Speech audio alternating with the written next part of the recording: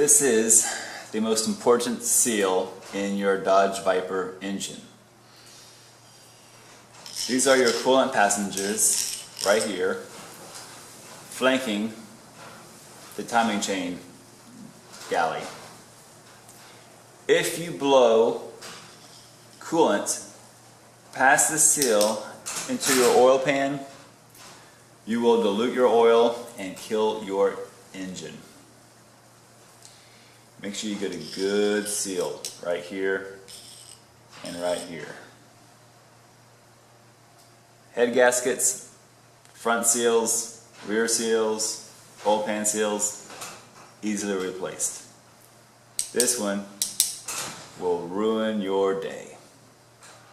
Get it right.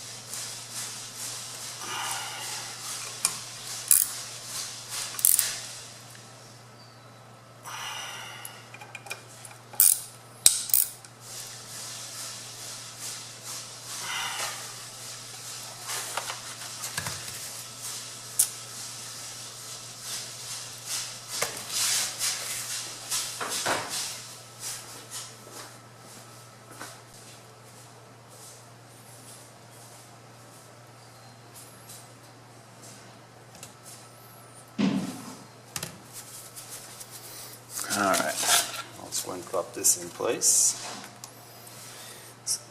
A little pet peeve about gaskets here. Why do they have the little rubber beads on one side and not the other? Is it okay for a gasket to leak out this side but not this side? I don't get it.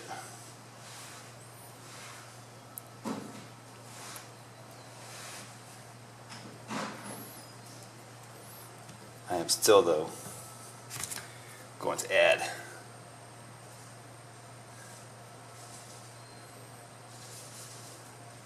especially around these water jackets. Gosh, you do not want these things to leak.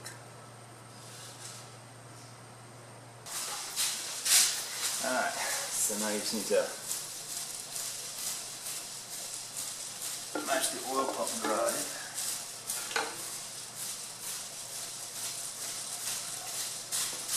These on the front seal.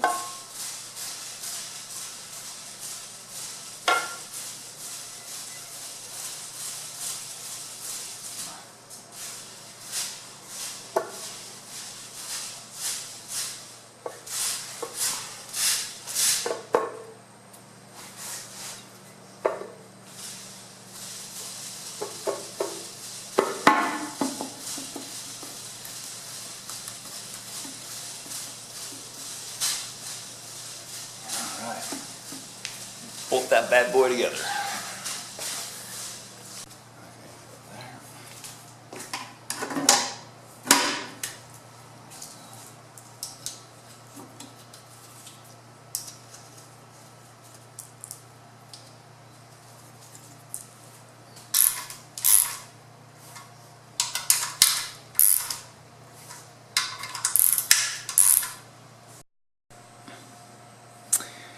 Alright, so here's the low capacity oil pan that I'm going to assemble for you guys. They make a higher capacity, I think it's like a 10 or 11 quart pan, where this sump goes all the way to the back of the engine here.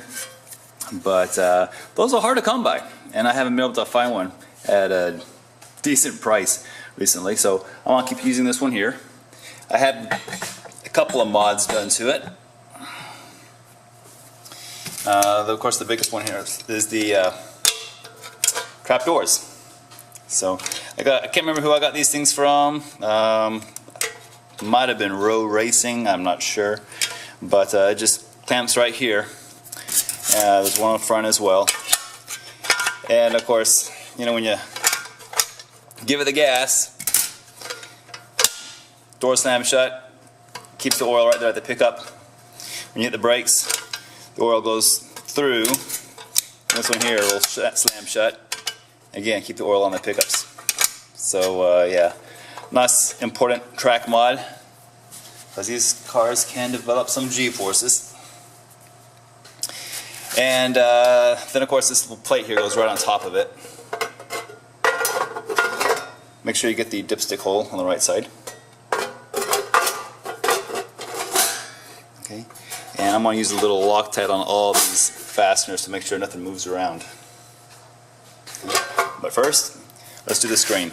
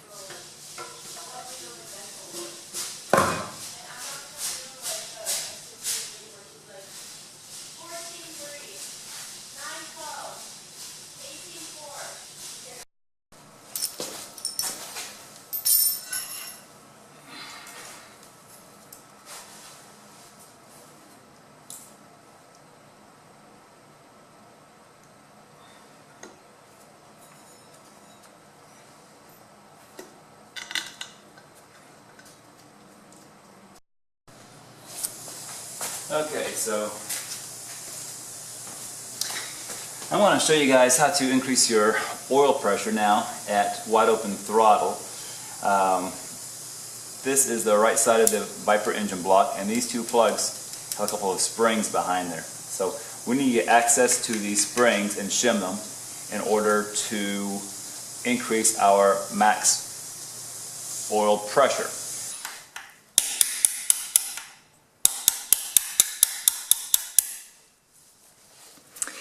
So what I'm doing here is, there's these two freeze plugs, for lack of a better word, holding the spring in place. And in order to shim that spring, I had drilled these out to pop them out, but you really don't have to drill these out to remove the plugs. Just get a punch, tap them in a little bit, and get some washers.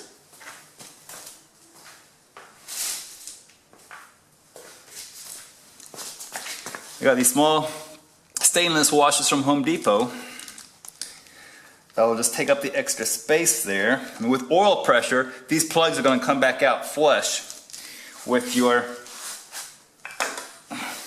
oil filter housing, okay? But these washers will help to keep the plugs in that new position.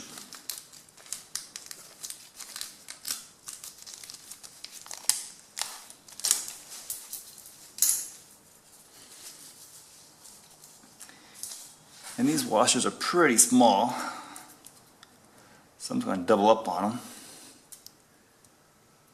Yeah, that's going to work. It's going to need a little bit of a gasket material to help hold them there, but that'll work.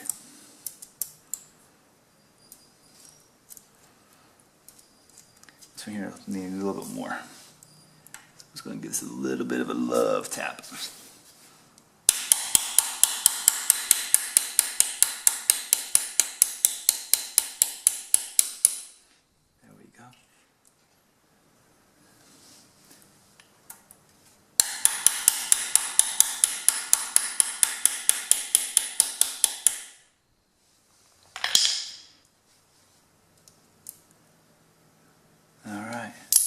Now we can install our oil filter housing.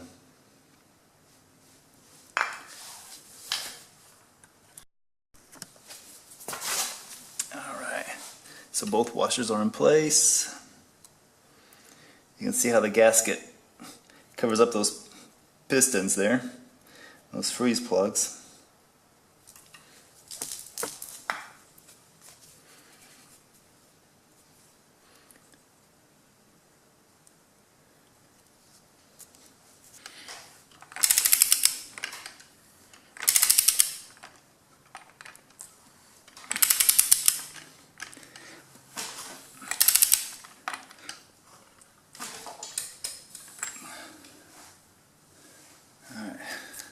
Now to put some real torque on that bolt. But to do so, we need to lock the flywheel in the back.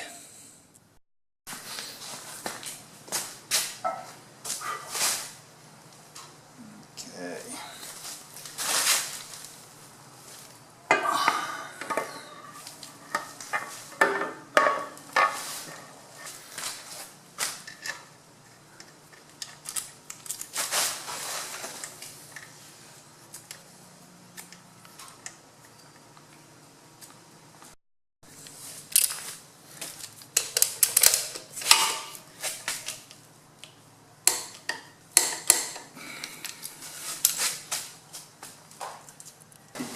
Alright, so anyway, now it is time to pressurize this engine. Old school, you stick a drill with a rod down the distributor hole, prime the oil pump that way. These new ones don't have distributors, no way to get to the oil pump. So we got to pressurize these engines some other way. So what I've done is I have taken just a regular pipe fitting, put it into the oil pressure sending unit here, ran a little hose to the bottom of this little plastic can, and I put a fitting on top. So what I'm going to do is I'm going to fill this with braking oil. It doesn't fall over. Stay.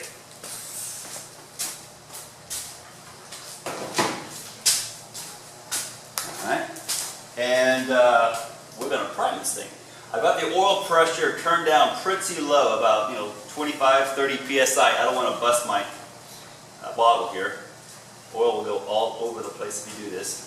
Looks like I can get about 2 quarts of oil in here. But I'll just do one real quick to show you guys. Get my lid.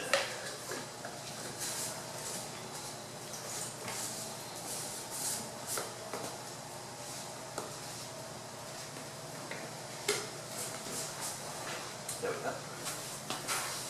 Alright. And you want to try not to blow too much air through there, because if you put air in the lines, then it kind of messes it for pre-oiling. So I'm going to kind of watch the oil level, and I'll stop it before it gets to the bottom.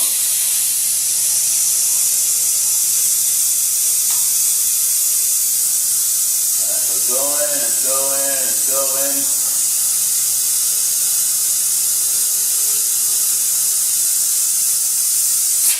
Alright, I'm going to stop it there. Alright, so I'm going to put another quart of oil in there. We're going to fill it up, and we're going to do it again. Okay, so I'm fixing to put a couple more quarts of oil into the engine, pressurized oil, of course. And I'm going to keep my eye on my rockers here. I want to see a little oil squirting out the top here. So I don't know if I'll see it this time or not. Let's see.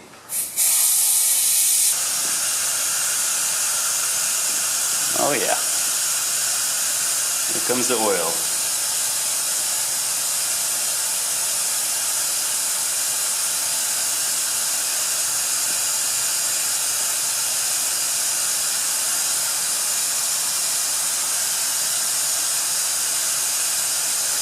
If you have a couple of rockers that aren't getting oil, you may want to check the orientation of your lifters. You may have installed them backwards.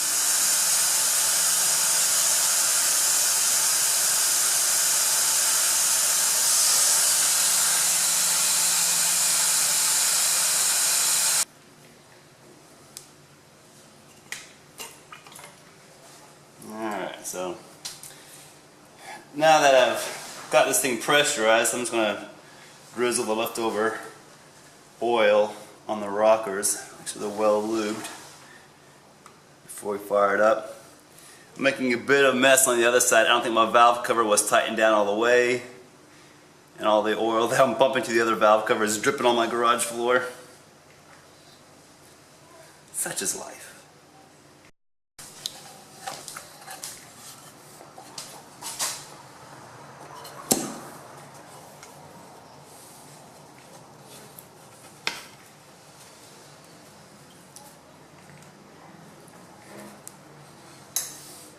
I'm reusing my factory valve cover gaskets.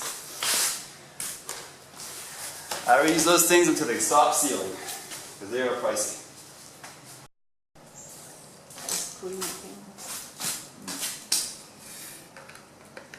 And of course I flipped the engine over and I doused the other rockers as well with the break-in oil.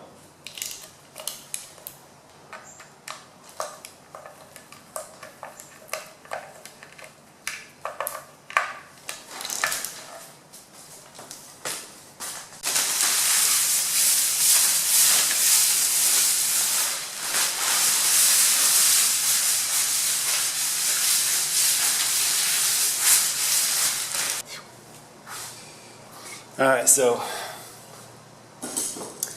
before I mate this transmission back with my engine, we need to put in a new hydraulic throttle bearing. Not a big deal.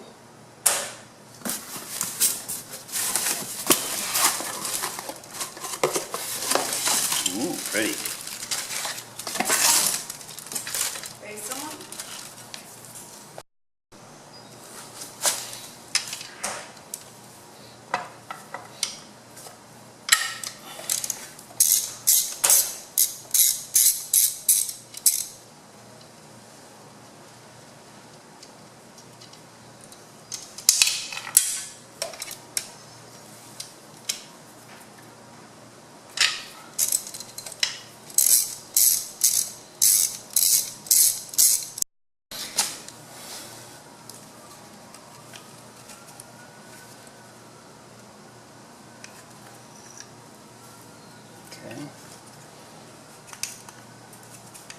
Oh man, this thing is rough. Wow. 70,000 miles and that bearing is shot.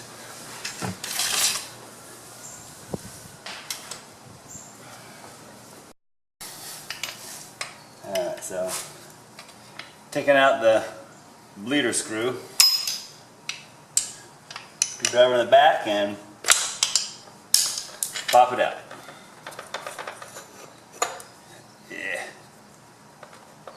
This thing needs a little bit of grease. That's just gross. Portable transmission. All right.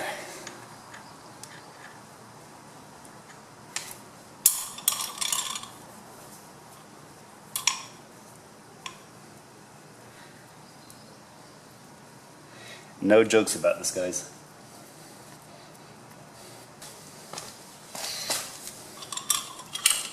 And this thing here is already pre-greased. You're not supposed to add anything to it. So like I said, just put the lubricant here and slide it back in place.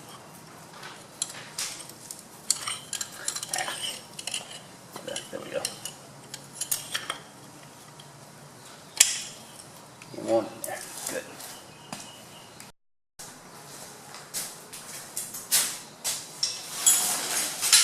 So I am going to go ahead and hook up this engine to my voice so I can get it on the floor. I haven't put the intake manifold on there because I don't like lifting the engines with the throttle shafts and stuff on the front. You can damage things with the chain pushing on it pretty easy. So just go ahead and, the intake manifold is not that hard to get off. It's like, 20 little bolts all around, a couple of hoses. It's not a big deal. But I want to get this thing on the ground so I can put the transmission. Well, first I guess I need to put the clutch disc on. Got that pressure plate and clutch disc sitting on the side here.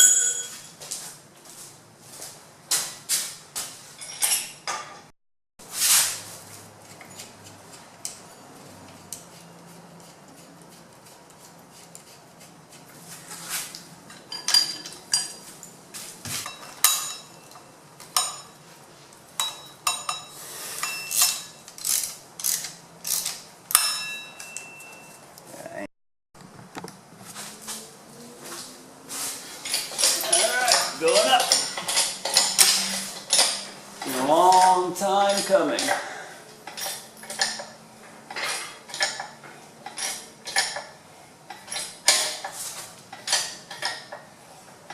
Alright.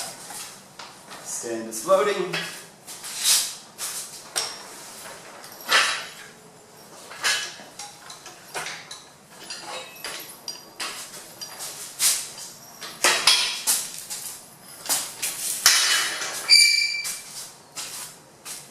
Alright, and we're not going to drop it like it's hot.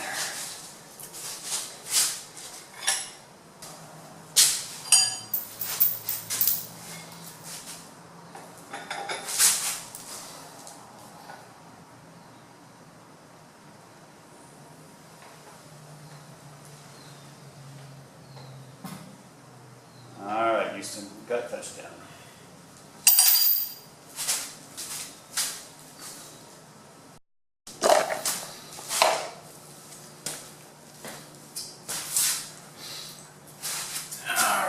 Well, it is time to install our clutch disc.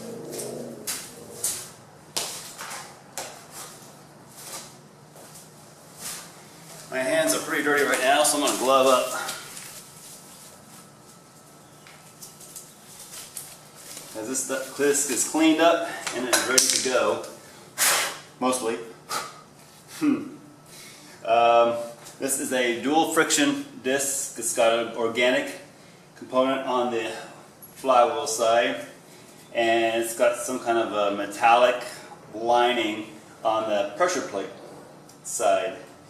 And it's a little bit, I don't know, on and off, I guess you can say. It's not real smooth on the street. It likes to grab quickly. I mean, when it grabs, it grabs. So it took me a while to get used to it. You just gotta really work that sweet spot just right on the street. You can't be sloppy with your clutch work, but it really holds. It holds very well. I am going to use this pilot tool. This is not made for this disc, but it actually fits inside. My experience is that even if you use the correct one, these things never get in the right spot. You can never get your transmission connected properly. So I'm just going to eyeball it. I'm going to put this in, throw in the clutch disc, shine a light in there, eyeball it, try to get it just right, and we'll see how it goes. So anyway, let's go ahead and start.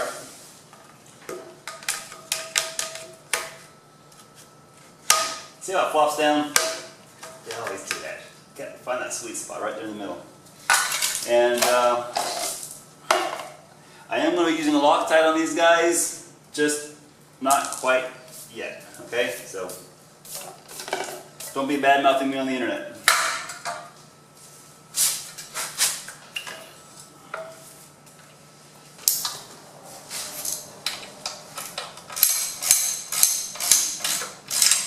Getting close here. All right, so.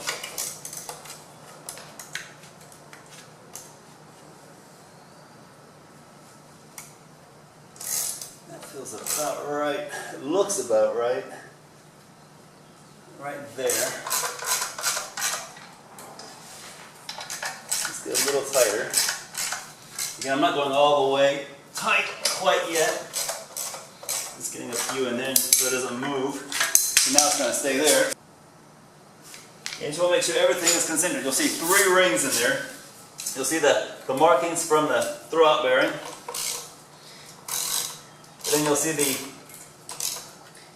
splines for the disc. Then you'll see your throwout bearing. Or not, sorry. Your pilot bearing. Input shaft bearing. The one at the back of the crankshaft, that one. And you'll see that bearing down in there. And I said just line those up, eyeball them, so it looks like a big old bullseye. And then you can tighten this thing down.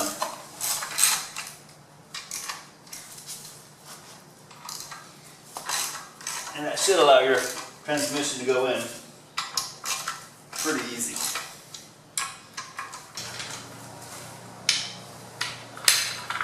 Alright. So, transmission slides into the pressure plate and the bearing, the back of the crankshaft, the pilot bearing. No problem.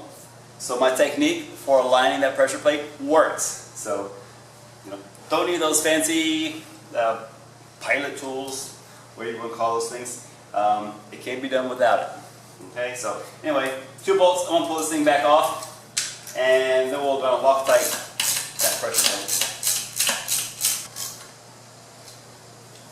Alright, so at this point, I want to pull out my torque wrench and my Loctite, and I'm going to torque and Loctite each one of these bolts one at a time without moving this pressure plate. So I'm not going to bore you with that. I need to wait for my throw-out bearing to come in, then we'll stick everything together.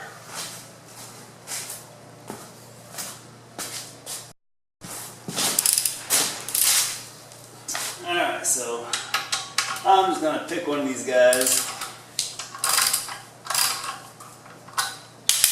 and we'll torque one at a time all the way around. Got the red Loctite. Why is there red Loctite in a blue tube? That is so confusing.